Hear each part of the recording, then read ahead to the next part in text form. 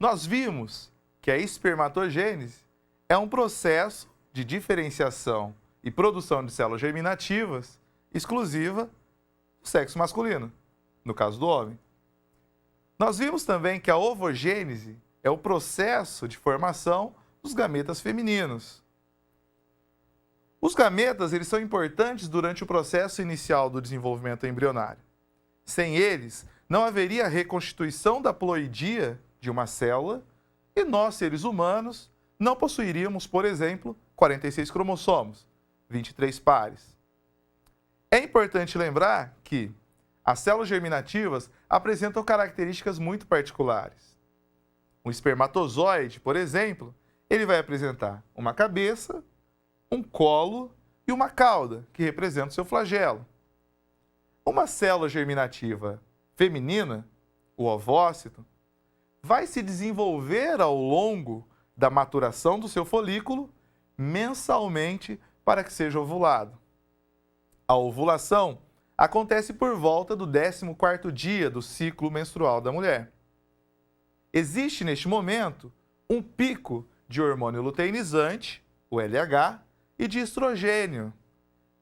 O aumento dramático desses hormônios faz com que o folículo, que passou durante todo esse período por uma maturação, libere o seu ovócito para a região das fímbrias, que fica na extremidade distal das tubas uterinas. Uma vez que este ovócito secundário ele é liberado, as fímbrias tratam de capturá-lo e trazê-lo para uma região mais para dentro da tuba uterina. Esta região, especificamente para onde o ovócito é levado, chama-se ampola da tuba uterina. O folículo de Graafi, que liberou o seu ovócito, agora permanece dentro do ovário por até 7 dias, produzindo um hormônio ativamente, a progesterona.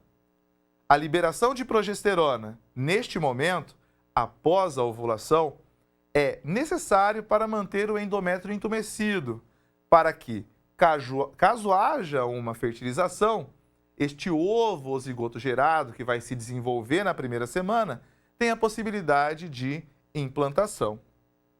Caso contrário, este corpo lúteo, no qual se transformou o folículo de Graafi, após 7 dias, inicia um processo de degeneração, se transforma em uma estrutura degenerativa chamada de corpo albicans, perde a sua funcionalidade, para de liberar progesterona e então os níveis de progesterona decaem e a mulher efetivamente menstrua. O ovócito liberado, então, é degenerado e liberado junto com a menstruação. No entanto, durante este período inicial, que dura até aproximadamente 7 dias, existe uma intensa interação entre o espermatozoide e o óvulo, caso haja uma relação sexual neste momento. O esperma liberado durante a ejaculação possui uma característica alcalina, ou seja, possui um pH alto, elevado. Esta alcalinidade do sêmen, do esperma, é necessário para neutralizar o pH ácido da vagina. Caso contrário, o espermatozoide liberado naquela região morreria pela acidez. Além disso, a região do cérvix ou do colo uterino é importante por um fenômeno inicial, após a ejaculação, chamada de capacitação do espermatozoide. Os espermatozoides liberados naquela região recebem um conjunto de glicoproteínas que fazem com que ele tenha uma maior interação com o ovócito que foi liberado lá na região distal da tuba uterina. Sem essa capacitação, o espermatozoide ele não apresenta grande interatividade com o óvulo, caso ele encontre. Uma outra questão. Embora o homem libere milhões de espermatozoides em seu ejaculado, apenas algumas centenas efetivamente alcançam a região onde o óvulo está localizado. A partir deste momento, os espermatozoides que ali chegaram iniciam a interação com esta célula germinativa feminina. Detalhe: o espermatozoide, para conseguir fertilizar este óvulo, precisará ultrapassar as duas barreiras que o ovócito secundário apresenta.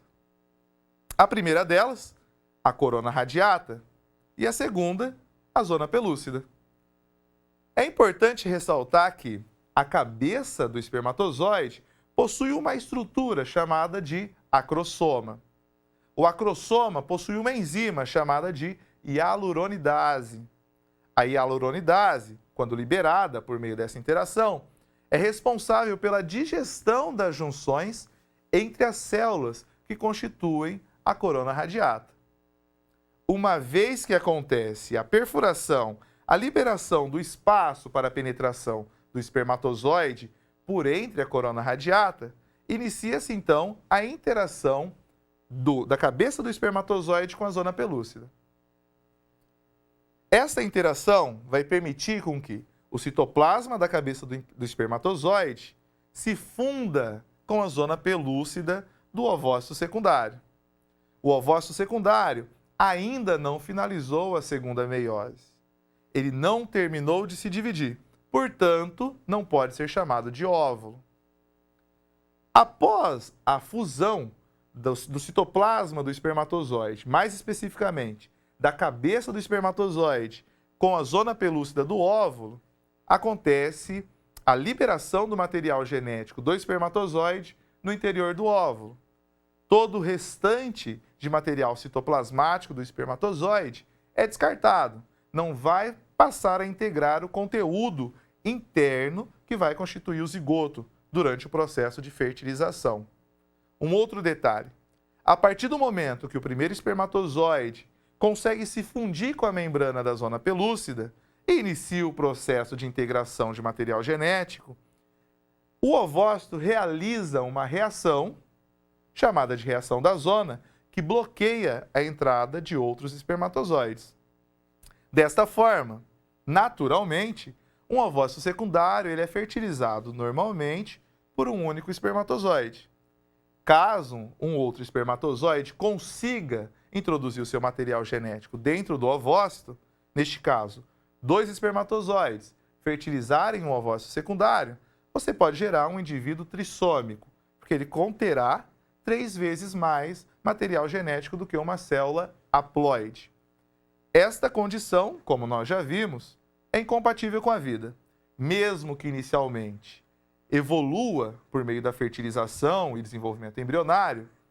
Esse indivíduo que vai ser gerado, ele não terá sucesso durante o seu desenvolvimento. Uma vez que o espermatozoide interage e consegue introduzir o seu material genético dentro do ovócito, iniciará o processo de integração de material. Mas antes disso, o ovócito secundário, que ainda não finalizou a meiose 2, termina a meiose 2 e efetivamente se transforma em óvulo. A partir do momento que a meiose 2 é finalizada, um segundo corpo polar é gerado, uma estrutura degenerativa, que vai ser descartado posteriormente.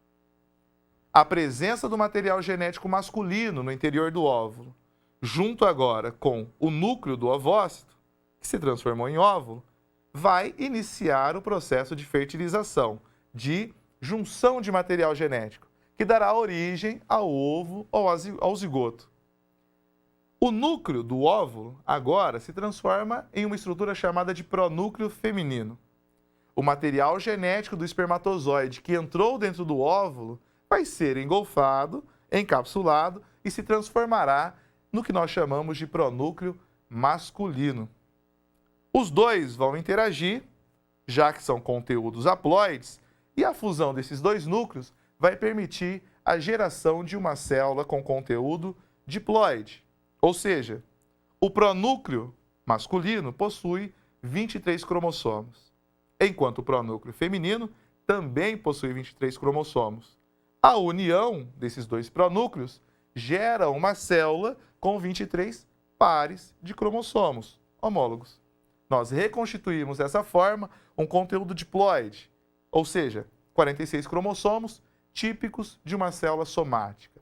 A partir deste momento, é possível o início do desenvolvimento embrionário. Vale ressaltar que a divisão celular, do ponto de vista de geração de ovócito, é assimétrica. Um ovócito, quando inicia a sua meiose 1, gera um corpo polar. Por quê? Todo o citoplasma, praticamente, dessa célula que está se dividindo, é destinada para a formação deste ovócito primário viável. Este ovócito primário que inicia a meiose 2, ainda dentro do folículo, antes de ser liberado ali na trompa, ou, como nós chamamos atualmente, tuba uterina, faz com que essa célula seja capaz de gerar de novo um segundo corpúsculo polar, ou corpo polar. A divisão assimétrica é necessária para que o óvulo gerado represente e contenha todo o arsenal biológico, todo o material necessário citoplasmático para o desenvolvimento embrionário inicial.